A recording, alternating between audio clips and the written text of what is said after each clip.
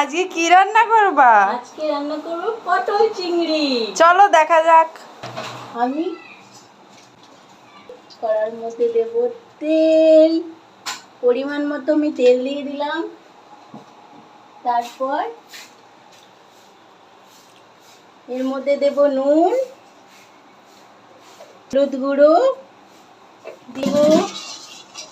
তেলটা একটু গরম হয়ে গেলে এবার আমি দিয়ে দেব চিংড়ি। এগুলো একটু হলুদ দিয়ে মাখিয়ে নিলাম। এটা গরম হয়ে গেছে, আমি একটা একটা করে চিংড়ি ভেজে নেব।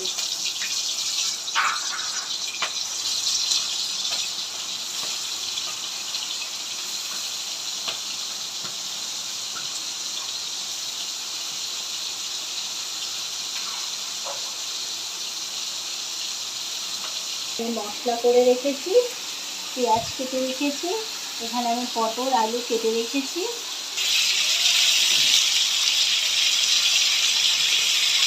এখন আমি চিংড়িগুলো ভালো করে ভেজে নিই।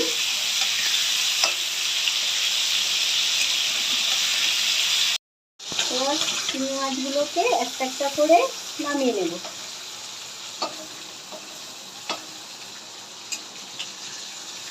চিংড়ি মাছগুলো আমার ভাজা হয়ে গেছে, দেখো।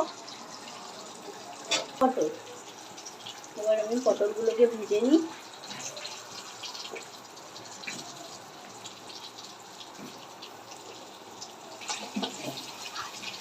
পটল আলু একসঙ্গে আমি ভেজে নেব।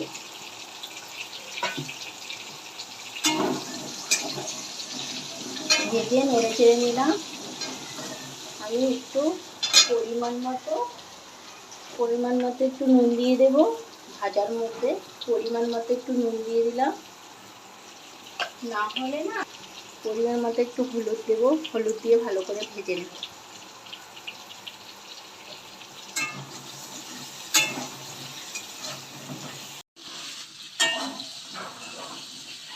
আমার পটল ভাজা আলু ভাজাটা হয়ে গেছে, এবার আমি নামিয়ে নেব।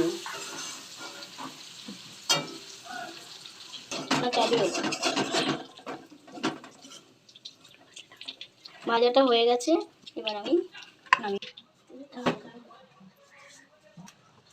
তেজপাতা দিয়ে দিলাম, দিয়ে দিলাম, নাড়িয়ে নিয়ে পেঁয়াজ দিয়ে এবার নাড়িয়ে নেব।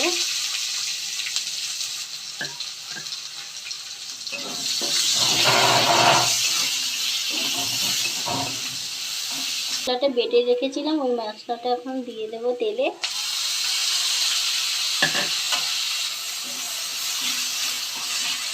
এবার আমি দেব পরিমাণ মতো নুন দেব। নুন দিলাম। এবার আমি দেব পরিমাণ মতো হলুদ গুঁড়ো দেব।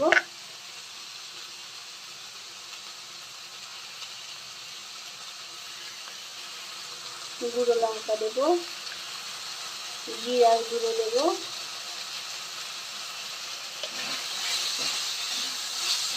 ভালো করে এটা নাড়িয়ে নেব মশলাটা। ভাজাটা করে রেখেছিলাম না, ফ্রাই করে রেখেছিলাম, ওই পটলটা আমি এখন দিয়ে দেবো।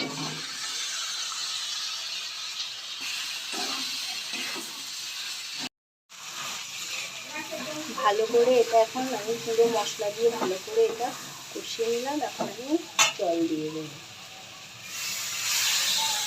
পুরো মিক্সচার করা হয়ে গেছে, দিলাম। এখন চিংড়ি মাছগুলো সব দিয়ে দেবো। দিয়ে ভালো করে একটু নেড়ে দিলাম। নেড়ে দিয়ে ঢাকিয়ে দেবো 10 মিনিটের জন্য। তুলে ফেলছি।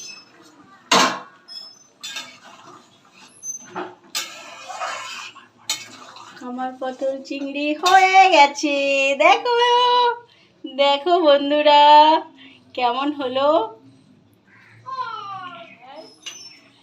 তরকারিটা আমি নিচ্ছি।